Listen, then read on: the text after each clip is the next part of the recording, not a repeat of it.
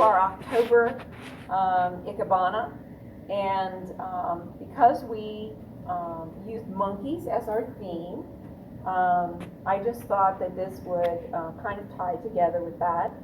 Our leaves tonight are Sansevieria, or you can call it mother-in-law's tongue or snake plant, and they are very hardy, and they do not like a lot of water, however. But they will do fine in the Kenzon and probably last quite a while, and they will root. Eventually they'll root. So, and you can grow a new plant from each piece that's in here. So if you put this in the ground, you can grow 3 plants out of these 3 pieces. But you want to take your largest piece, and normally we measure the 2 times the width and 1 times the height of the bowl. But today, because it's already pre-cut and that's as tall as it is, that is what we're using as our basis for the design. And this is our heaven line, or our tie. And you simply put a nice fresh cut on the bottom, because it may have a V-shaped cut from when I cut them out of the plant. And just straighten it out, and then just place it into your Kenzon. If this is your Kenzon and you're looking from a bird's eye view, if you divide it into half and then divide it into 3/4 into the back, you're going to put it 3/4 to the back in the center, and then you're going to pull it to one side. This side would be called the host position. If you reverse it, it would be called the guest position. And then you're going to place the next tallest one. You want to make that 3/4 to 2/3 the height of the, and this represents man. And you can place the leaves either facing each other, or they can be all front, or they can be front and back, communicating together. You decide, and every leaf is different. Every leaf is maybe curled or contorted or whatever.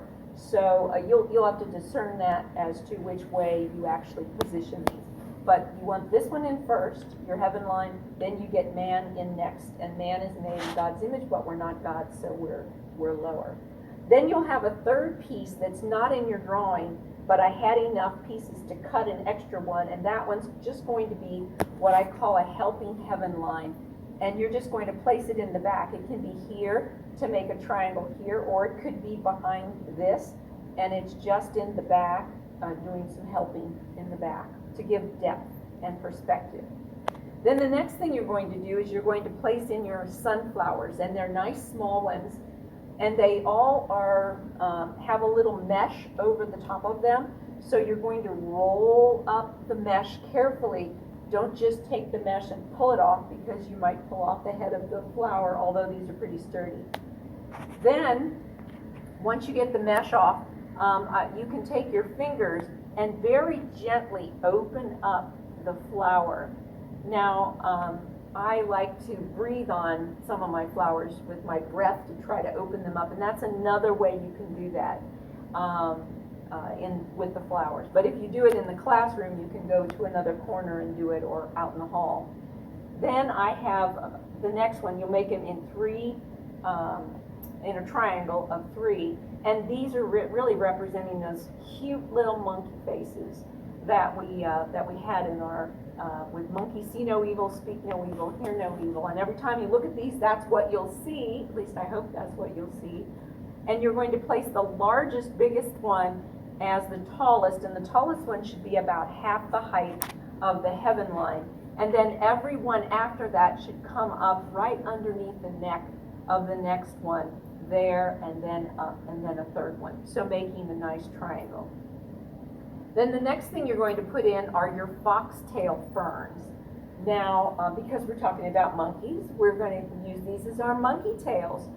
So you'll have 3 different lengths of the foxtail fern, and you're going to place them in close proximity to each flower, and that's going to look like the monkey tail.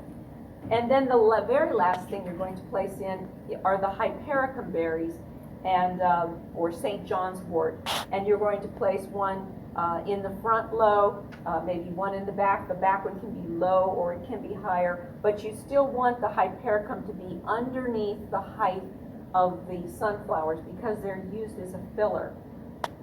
They're hypericum berries are very lovely, but this color is really nice to give you that autumn feel. And then once you get it all in, you position it, and you have an upright design for October to remind you of the hope and the joy and the fun of the three wise monkeys.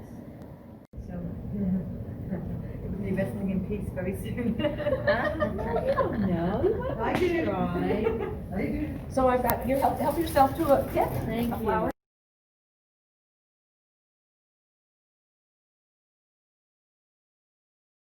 Fun, something encouraging, and so I don't know about you, but I'm sure you have all seen at one point the three wise monkeys.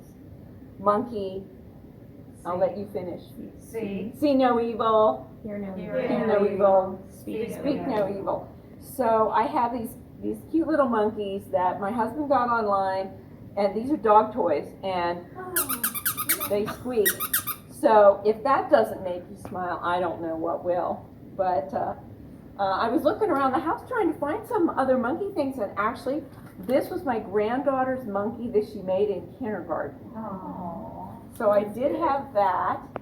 And then I also have a book called Even Monkeys Fall from Trees. So this is a whole book of proverbs from Japan. And anyway, so nobody's perfect, right? I guess is the equivalent of what we would have in English. Maybe you can think of another one. I'll just walk across here. One of my students brought a calendar, and she had some monkeys on the calendar, and actually she left it, and she says, if anybody needs a calendar, you're welcome to have it. It's a 2021 calendar, so it's current.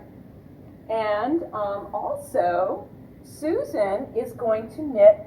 She has a baby book for her grandchild, and she's going to knit this monkey, or well, I don't know, are you going to knit a monkey sweater? You are. She's going to knit this monkey sweater. So this is really adorable. So if I was a kid, I'd really like to have a monkey sweater. I don't know about you, but I think it's adorable. Anyway, thank you for bringing this.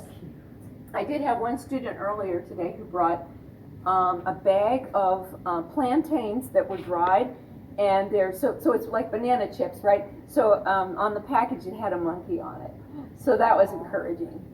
So anyway, the story, the backstory to the monkeys is that this is famous. It's a wood carving from Japan, and it's in a series of 8, and it was carved in the 17th century by a Japanese wood sculptor, and his name was Hidari Jingaro. And it is really a part of a horse stable, and it's in Nikko, Japan, which is outside of Tokyo. And anyway, there are these panels that are carvings, are about 8 to 10 feet high in the air, and they surround 2 sides of this horse stable. Now I'm going to just tell you about these, and then I'll pass these around, and Bonita can take a close-up then of the pictures. But here is the panels in order, because it really tells the arc of life in monkey story, okay? So the first panel is a mother monkey, no kidding, with her hand up like this, looking to the future, and her little baby monkey looking up to her with trust. Then the second one is the famous one that you all know. Monkey see no evil, speak no evil, hear no evil. So that's number 2. Then number 3 is a monkey, a young monkey still seated at the edge of the forest, and he is on the verge of independence. And then number 5 are 2 of the monkeys, and they are looking up to the blue clouds with ambition.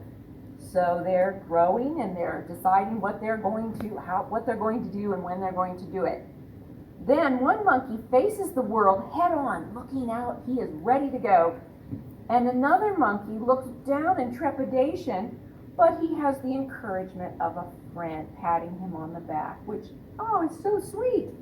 So that's all. That would be the 5th one. Then the sixth one is they go off and they find their first love. But with love and a new relationship also comes some frustrations and some loneliness. But the new couple work things out and they embark on life together, facing a tidal wave of trials and tribulations. So, wow, I mean, we certainly all have our own trials and tribulations today. And then the last one is a pregnant mother monkey setting off, and the cycle begins all over again.